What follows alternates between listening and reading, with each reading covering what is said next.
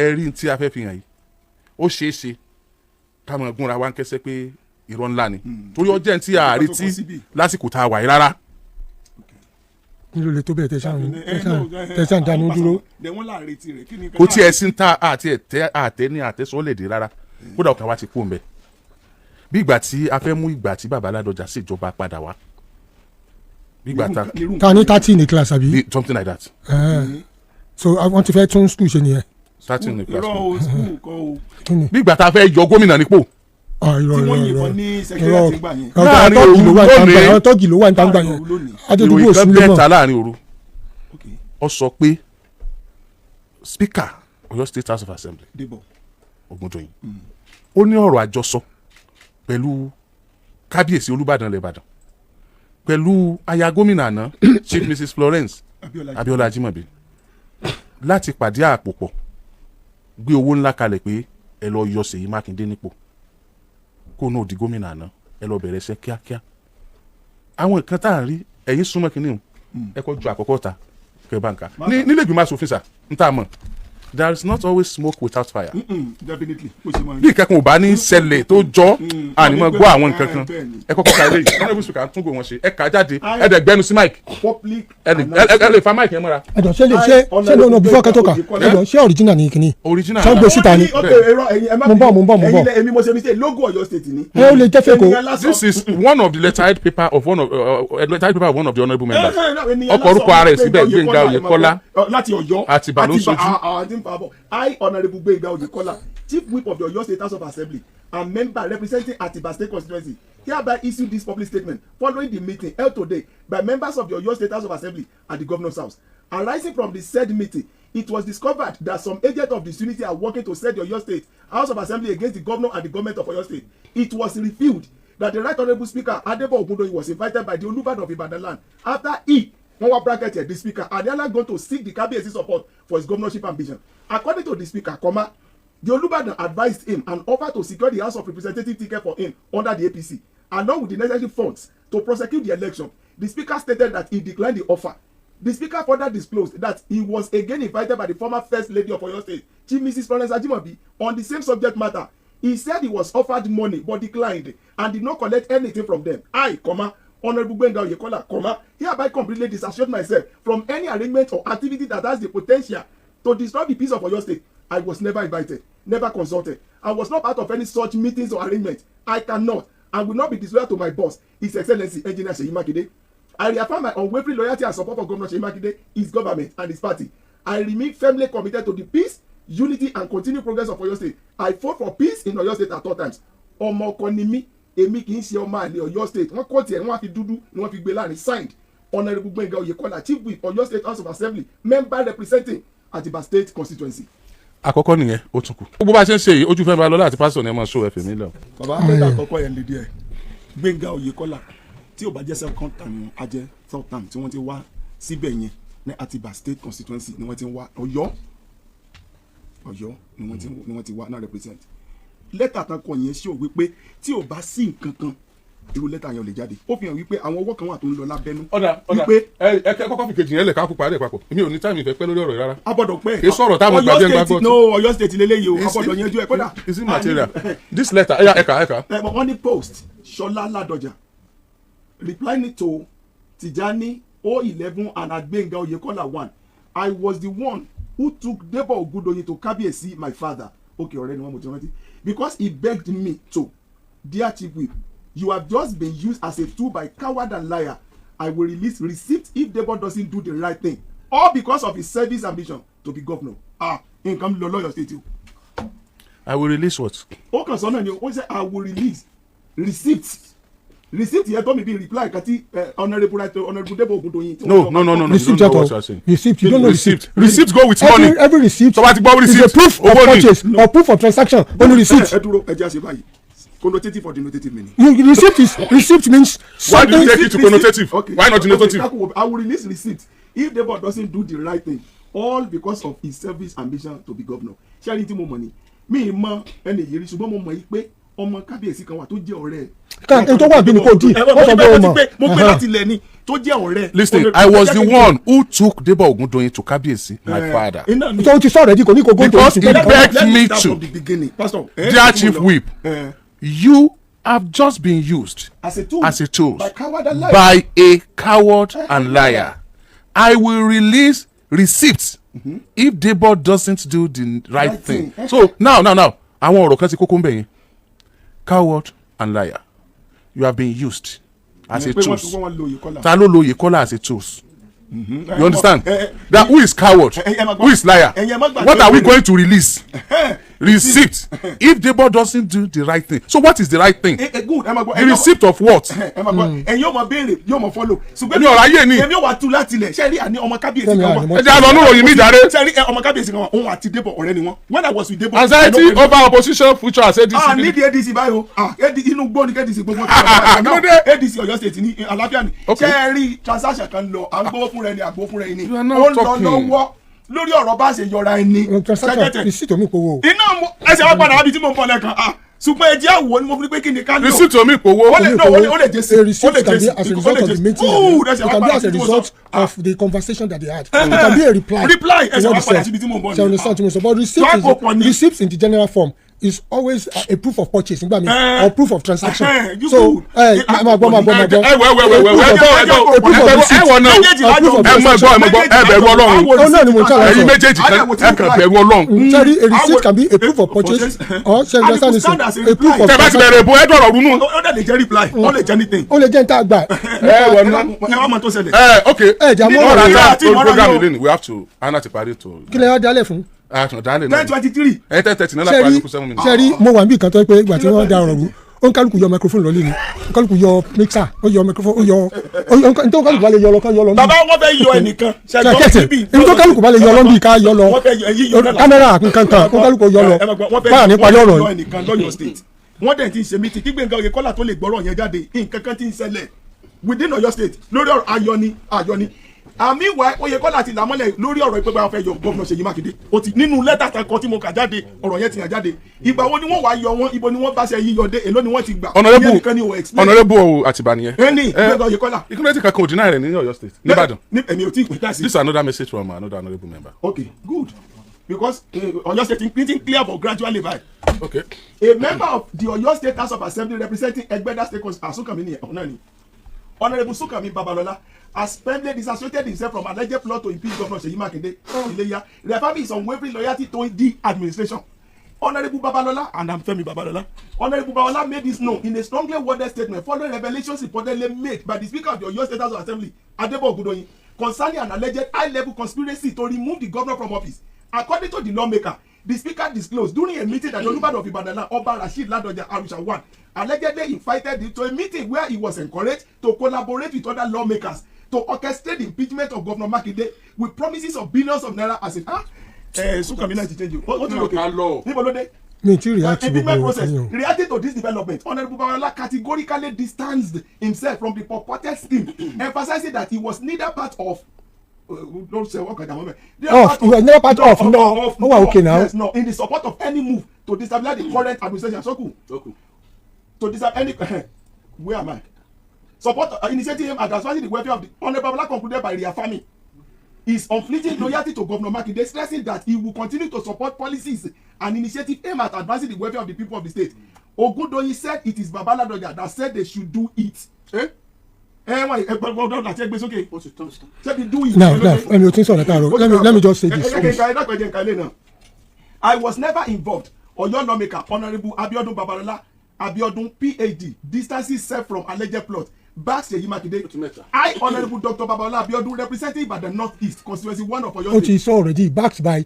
Summarize gbogbo tó wà ńbẹ̀ yẹn. Was never invited. Hereby unequivocally dissociate myself from any arrangement or activity that could potentially destroy the peace of Oyo State. I was neither invited nor consulted, and I did not participate in any meeting or arrangement related to such matters. I remain fully loyal to my principal, His Excellency, Engineer Seyi Makinde, DSC, GS, and I will neither act nor be seen to act in any manner contrary to the loyalty. I reaffirm my unwavering support and commitment to Governor Seyi Makinde, his administration and his spirit. I remain steadfast in my dedication to the peace, unity, and continued progress of Baba. What's better? Meeting one later.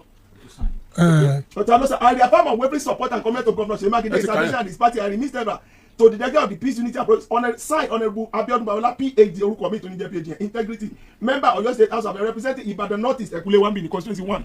It's all right. Now let me just quickly say one or two things. ẹ má worry yóò di 11 ká tó lọ. Okay. Yeah, let me say one or two things. Òṣèlú ti bẹ̀rẹ̀, but I will look at it from two different angles. bẹ́ẹ̀ ti yín rí. So we will now look at ọwọ́ kó àwọn èèyàn kan balance ẹ̀ up fúnra wọn. News ta kọ́kọ́ gbọ́ ni pé Engineer Seyi Makinde fẹ́ yọ Olubadan tilẹ̀ Ìbàdàn tí Fayose gbé jáde ìròyìn ta kọ́kọ́ gbọ́ nìyẹn. Ẹ̀rẹ̀ pé kò sẹ́ni tí mo lùlù kúlẹ̀kùlẹ̀ tí ó sùn. Wọ́n pe kíkan ní counter offensive òun ló máa ń ṣẹlẹ̀ nígbà tí wọ́n bá attack èèyàn tí wọ́n náà wá attack ẹni yẹn padà. Now èmi ò tí believe number one mo ṣe sọ̀rọ̀ mi ò tí believe pé the plan to remove the Olubadan is still not nothing. Tẹ́bá ní Engineer Seyi fẹ́ yọ Olubadan tilẹ̀ Ìbàdàn ó wà under his purview and power to do it if he wants to do it the allegations bá wà àti gómìnà náà fún lágbára láti ṣe wẹ̀. Whether people like it or not we are talking about what the law says but it must be founded on truth and empirical facts láti rí i pé wọ́n fẹ́ yọ wọ́n but tẹ́bá sì fẹ́ yọ Olúbàdàn tilẹ̀ Ìbàdàn ẹ̀rí pé tẹ́bá ní Olúbàdàn fẹ́ yọ gómìnà just like what they say it's like a coup and ẹ̀mọ̀ tẹ́bá ṣe fún àwọn tó bá plan coup. So you can, it's not under the constitution, it's not within the constitution for an Oba to remove or orchestrate the removal of a governor, an elected governor of a state. So when that happens, we plot láti yọ Olúbàdàn should continue because if most of these things táwọn èèyàn sọ yìí tó bá jẹ́ pé it was orchestrated tàbí kó jẹ́ pé kò true tó jẹ́ pé force ní gbogbo ẹ̀ against the Olubadan ó ń pè wọ́n mọ̀ fẹ́ yọ Olubadan because they can remove the Olubadan or they can wọ́n lè kó àìsàn sí wọn lẹ́sẹ̀ wípé wọ́n fẹ́ yọ gómìnà wọ́n plan wọ́n fẹ́ ṣe coup ọ̀nà fi di pé wọ́n yọ wọ́n it could happen and it has happened in the past during the time of Awolowo and the Aláàfin then tí wọ́n rí pé he is in the opposition and he is working against the interest of the party he was removed by Awolowo at that point in time because Soripe is anti-government and working against the interests of their party. So it's like the history wants to repeat itself. That's one. Number two, only Wipe, if it is true that one for your Engineer Seyi Makinde, it could be a kind of retaliation from the fact pé Olúbàdàn náà orí pọ́n fẹ́ yọ àwọn náà dẹ́ co-opt some people pé look kò ṣeé ṣe kàkàkílẹ̀ òkú ilẹ̀ ó yà ṣe kíni ilẹ̀ ó yà ṣani so it could be that's another school of thought it could be pé àwọn náà wò pé look this I have to be counter offensive wípé what is this man talking about forgetting that he is a governor of the state now the third school of thought only wípé by and large gbogbo tó ṣe wà lẹ́mu nǹkan kan fẹ́ pọ̀ sí disruption lọ́yọ̀ state that's the third school of thought pé wọ́n fẹ́ dabaru gbogbo peace Ọ̀yọ́ especially Ìbàdàn and wọ́n fẹ́ dabaru peace Ìbàdàn so mo bọ̀ especially Ìbàdàn no mo ní especially ní ma gbọ́ governor of Ọ̀yọ́ state ni o Olúbàdàn of Ìbàdàn land ni farabalẹ̀ fẹ́ ni governor of Ọ̀yọ́ state ni Seyi Makinde but Olúbàdàn of ilẹ̀ Ìbàdàn you understand tí mo sọ ni of Ìbàdàn land òun làwọn so his jurisdiction is within Ìbàdàn that's why mo sọ pé wọ́n fẹ́ disrupt peace Ọ̀yọ́ state especially Ìbàdàn land because this now is not centered on the kingship in Ibadan land and it's centered on the stool of the Olubadan of Ibadan land. One of the spurious allegations Timothy and frightening allegation Timothy nílùú yìí ni pé kí ọba kan sọ fún wọn pé àwọn náà orchestrate a removal of a governor. Am I really working in Lábẹ́lẹ̀ because lóde Aláàfin and Akala too Aláàfin has to plan to deal with Akala plan to deal with Aláàfin if he should come for the second time and you get what I'm saying because he saw him as an enemy ikú bàbá yèyé late Ọba Adéyẹmí Akala swore he would deal with him if he happens to win this àwọn náà dẹ̀ sọ pé ò ní wọlé second time yẹn so you now see between the monarchs and the governors and this is what I say if you don't get it right ìwàhálà ti wà láàrin ìjọba àti àṣà àti ìṣe wa báyìí nísìn wàhálà ti wà gan because the scheme and the quest for superiority ó ti pọ̀ nísìn pé mo jù ọ́ lọ ó jù mí lọ ta ni ọ́ ta lèmi náà mo lágbára agbára rẹ̀ ò ṣe kankan èmi náà ti gbàgbára sí àwọn kan tí mo táwọn rí nìyẹn and it's not the best for your state and the people of Ibadan land. I wish common sense will prevail now on both the governor and torí kẹ́tí mo rí nìsín ni pé dúkùrú wà láàrin the governor and imperial major kábíyèsí dúkùrú ń bẹ láàrin wọn kò sẹ́ni tó lè rule out dúkùrú yẹn dẹ̀ ti manifest ebi pé ó fẹ́ dé bó bá pa bó lẹ́sẹ̀ ó ti fẹ́ dé level yẹn this time around and nobody can deny that bó ti fẹ́ dé level yẹn so I speak to the sensibilities of the CCI I speak to the sensibilities of the notable people in Oyo State I speak to the sensibilities of àwọn tó jẹ́ ìkànnú they should come in I speak to the sensibilities àwọn tó lè bá yẹn sọ̀rọ̀ tẹ́lẹ̀ bọ́ because we want peace now Trump is in a problem wọ́n bẹ̀rẹ̀ ogun tán apá ò ká mọ́ now so ìbẹ̀rẹ̀ ogun lọ́mọ a kì í mọ ìparí o so I think these people should sit down both the government and mobile and the so-called house of assembly that are talking now ṣàdìbí tí two elephants tó bá ti jà agreement ibẹ̀ ló máa suffer so I want the assembly members tẹ́gbẹ́ àwọn yẹn tẹ́lẹ̀ àti mọ̀ pé ọ̀pọ̀lọpọ̀ wọn stooges ni wọn ọ̀pọ̀lọpọ̀ wọn what relevance ní ẹni fún ibi constituency wọn they should just maintain peace and keep quiet they shouldn't begin to take sides now and look at what can we do to salvage the situation. That is what they should be doing. But now issuing statements that can inflame, that can cause ethnic rivalry. So we are looking at ethnic rivalry and tribal sentiments now. If this thing is not stopped and nipped in the bud, we are sitting on a keg of gunpowder. Now, Emi objecting kankan. Kí lẹ object? Kí àwọn honorable máa sọ̀rọ̀. No, they should not inflame. They should not inflame the situation. There is circumference in it. Alukun clear ara rẹ̀ ni o. If Debo ẹ̀dá pẹ̀lú ọmọbìnrin ẹ̀jẹ̀ mi bẹ̀rẹ̀ báyìí, has Seyi Makinde committed any impeachable offence? So ti ṣe gómìnà ti wùwá tó yẹ pé wọ́n fi lè yọ wọ́n. It's a rhetorical question. Kọ́mú yẹn lọ́wọ́. Number 2 ni pé with all the letters tá a rí tá a ti jọ kà fúnra wa. With all the letters tá a rí tá a jọ kà sí, ó fi hàn pé nǹkan kan lọ lọ́wọ́ lọ́yọ̀ state ń sìn. Tó burú kan yí pé ayọ̀ mi ni yọ. Mo like ọ̀rọ̀ tẹ́sán lẹ́ẹ̀kan pé bóyá nínú nǹkan tí Fáyọ̀ṣe sọ. I don't see Fáyọ̀ṣe as an ordinary person now. Bóyá nínú nǹkan tó sọ pé a fẹ́ yọba ló mú kọ́rọ̀ yìí náà jáde pé èmi náà dẹ̀ yọ kò sẹ́ni tó lè sọ. Fáyọ̀ṣe ti bọ́rọ̀ rẹ̀ débi pé tó wá sọ pé mo rí ìyàwó rẹ̀ ń bí báyìí. Bàbá mi ò gbàgbọ́ ìpè tó sọ. Fáyọ̀ṣe is a prophet of doom. Ṣẹ́rí láàrin Ṣọlá àti Debo mo repeat ọ̀rẹ́ ni wọ́n. Now Debo ní question tó gbọdọ̀ sọ fún àwọn ọmọ Ọ̀yọ́ state báyìí. Kani Debo? No, honourable speaker, right honourable speaker. Ẹ jẹ́ kí n mọ fi right yẹn sí ẹjọ́ tí ẹ máa já mi lẹ́ẹ̀kan náà kéésì má gbà. Tí wọ́n bá yọ gómìnà sí wọn ní yọ speaker. No, wọ́n lè kọ́ yọ speaker kan bá yọ gómìnà speaker wọ́n kọ́ yọ tí speaker ọ̀bẹ ti kọ́ bẹ́ẹ̀. Tọ́ba ní pé deputy kan bẹ́ẹ̀ ṣe kínní ilé ní o ti. Tọ́ba yẹ pé speaker gbowó lóòótọ́ sí wọn ní yọ speaker. ṣé speaker tó wọ́n bá kárí wọn lè yọ speaker. àgbà wọn mẹ́gbẹ́ ò ti sọ̀rọ̀ ẹgbẹ́ yẹn mẹ́ta ló ti sọ̀rọ̀. ẹgbẹ́ pé wọ́n gbowó Debo gẹ́gẹ́ right honourable gbọ́dọ̀ jáde láti sọ̀rọ̀ jáde sí pé whether o gbowó tàbí kò gbowó we want to know because ẹnìkan ti dúró nínú pé in case tó bá fẹ́ parọ́ òun ready fún. so wá ṣe bẹ̀rẹ̀ ni. fíìmù gidi ni o sísìn fíìmù tí bá ṣe lówó 2027 yẹn tó bá ṣe pé ṣe gẹ́tẹ̀ tí ó ní. kò ní èrè wọ 2027 ẹnìkan lọ fẹ́ nìkan. good then ẹlẹ́kẹ̀ẹ́ ìdájọ́ mi fẹ́ sọ ni pé ẹjọ́ mi right honourable speaker àti Ṣọlá ìyẹn wọ́n gbọ́dọ̀ jẹ́ ká mọ̀ nǹkan tá a mọ̀ àwọn nǹkan kan wà tá a mọ̀ tá a wà ní òkùnkùn báyìí wọ́n gbọ́dọ̀ tàn mọ́lẹ̀. ní ìwà right honourable speaker mo gbọ́ wọn ní wọ́n fẹ́ ṣe gómìnà láti lè ran governorship ambition wọn lọ́wọ́ òótọ́ ọbẹ̀ wọ́n gbọ́dọ̀ sọ jáde because láti bí i lọ làwọn ti máa jẹ wọn ní kẹsẹ̀. èèyàn gómìnà ni wọ́n ní láti lọ Olúbàdàn fẹ́ ṣe gómìnà stamp wọn èèyàn gómìnà ni right honourable speaker ìbáwọn náà control party tó fẹ́ ṣe wọ́n lè support wọn wọ́n lè support wọn àbí pati ni mo sọ pati kọ yóò fáwọn èèyàn nítumọ̀ mi. èèyàn pati kọ mo sọ. Fáyọ̀ṣe revelation ó ti jẹ́ ká mọ̀ pé nǹkan kan lọ́lọ́ ṣe Fáyọ̀ṣe yóò dà fún a sì fẹ́ mọ̀ sí ibo ni wọ́n bọ̀rọ̀ pé ayọ̀ gómìnà ayọ̀ba ibi ọba bá dé dákun bọ́ọ̀ gbọ́ mọ̀ pé kí ni ó mọ̀ gbọ́ pa rẹ mídíà rẹ gbọ́ dákun bá tètè nàmọ́lẹ̀ sí lẹ́nu kan àti padà sí 2003 báyìí lọ́yọ̀ state tí a pẹ́ tó ṣẹlẹ̀ 2003 ni àti padà sí 2003 báyìí. no Ọlọ́run ní jẹ́. Ani Ọlọ́run jẹ́ tá a bá múra sí tá a bá tètè pẹ̀ka lókun sí àpàdà síbẹ̀ á ti bẹ̀rẹ̀ á ti precipitate. Can I tell you something? We are in trouble in Oyo State. Exactly. Except about this is a bad news. And bad happiness. Very unprecedented. Late one. And tàbá ń sọ̀rọ̀ nípa ìpéjọpọ̀ àti àwùjọ tí rúdurùdu ti fẹ́ mọ ìjọba. We are seeing it. I think the governor should come out and make a statement to the citizens of Oyo State. That is it. I need the governor, the governor should come out and make a definite statement. Look, the issue of Ofe Yomi kò sí bẹ́ẹ̀ o, issue of Ofe Yoba kò sí bẹ́ẹ̀ o, èmi àtọ́ba alájẹrà wa mú yìí àti òwàpọ̀ o. Pátápátá la fẹ́ fọ́jú bí mo ti wà yìí as a governor Olúbàdàn gbọ́dọ̀ lọ o. Kí speaker náà jáde pé wọn gbowó kankan. Kí speaker náà jáde. Ṣé o understand? I think we need statement. Ẹ máa gbọ́ tí mo sọ. Àdìbò fún Ṣọlá. Àdìbò fún. Ó ní túùtì lọ́wọ́ o. Máa gbọ́ farabalẹ̀ nọ́fẹ́ mi. Láàrin farabalẹ̀. He can be talking on his side. Ẹ máa gbọ́ àwọn tá a dìbò fún. Ṣé ń gbọ́? They will have to come out and let us know the situation of things. They hold us that responsibility. Because we give them a mandate. We need a release from the palace of Olubadan. And a release from the government. And a release from the government. Because Olubadan ṣàkóso Ìbàdàn. Yeah. Engineer Seyi Makinde ṣàkóso Oyo State.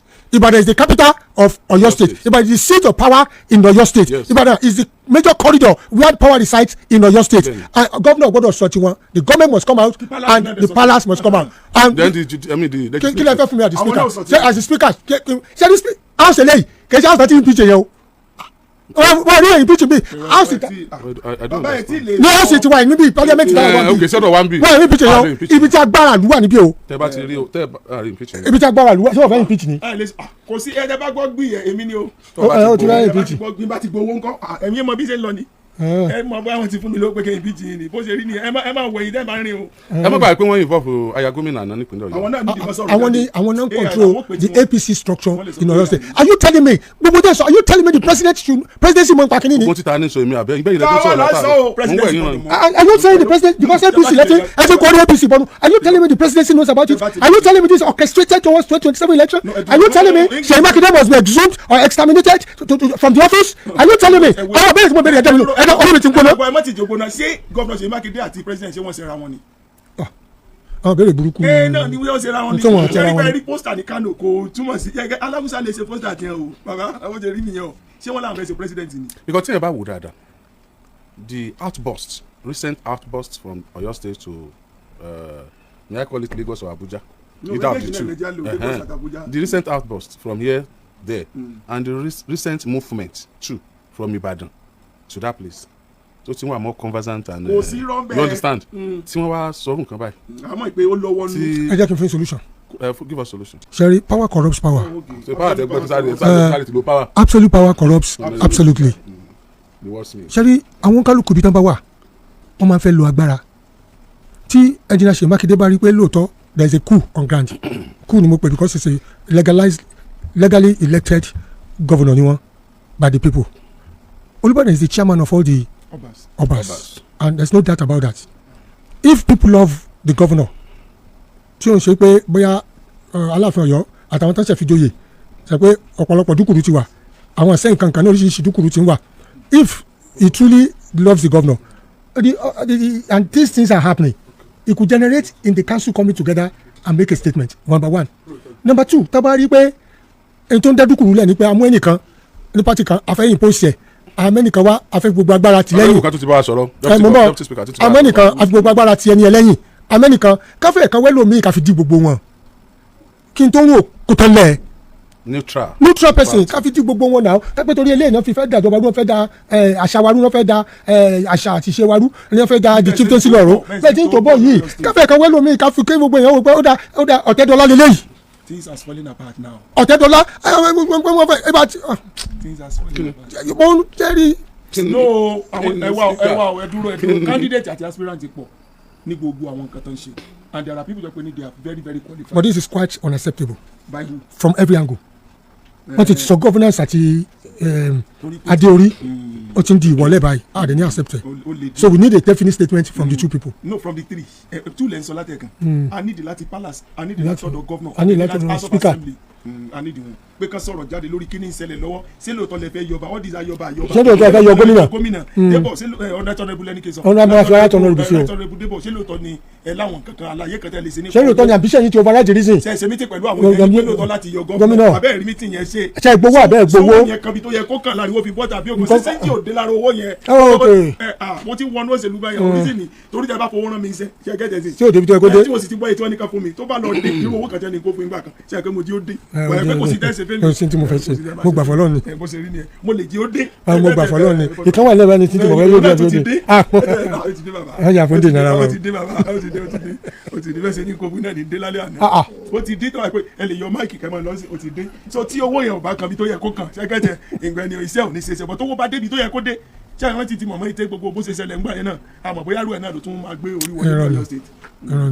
ṣùgbọ́n tí gbogbo ẹ̀ ká wá dákẹ́ báyìí bóyá ẹ kàńtẹ́ nǹkan àtàkà gbọ́. eléyìí tún dákọ̀ ẹlòmíì. ó yà ní Ọ̀yọ́ state Ọ̀yọ́ state wọ́n ń dò. the center can no more hold àbí things fall apart. and the center can no longer hold. a lè bí ilẹ̀ àti kọ́ta wọn ní ẹlẹ́ni àkàtì ẹnìyẹn náà. wọ́n ní turning and turning here and there in the widening gap. the falcon cannot hear the falcon now. things fall apart and the center cannot hold. center hold lè. ẹ ti gbé gbòòsì. ẹ bá lọ ẹjẹ kí n kàn. sẹ́wọ́n tún sọ̀rọ̀ sínú. honourable ọ̀nàrà deputy speaker. honourable Fádèyí ọ̀nàrà former. ẹ jẹ́ ká sáré kátìkátẹ́ ní ẹlẹ́ni. ó lè lọ lo English kan tó fi sẹ́tù tó sẹ́tù dùkú náà sọ̀tàn yòókù sọ̀lọ̀. ó lè sọ pé òun ò lè kó lọ sí mítì kankan tó ń wò. adaptation lóyún tá à ń gbọ́ yà àti original. mo sì lọ́wọ́ nù ẹ̀ reporter speech kò sẹ́ni tó fẹ́ gbà yín. ó lè kó tiẹ̀ jẹ́yàn kan. fún ẹ̀fẹ̀ gbé tẹ́yìn ẹ síbẹ̀ kí lórúkọ ọ̀nà ọ̀rẹ́bù yẹn. gbẹ̀ngà Fádèyí. àwọn náà náà wò lọ́wọ́ ń bẹ́ àbí. àwọn sọ àwọn ọmọ. hello.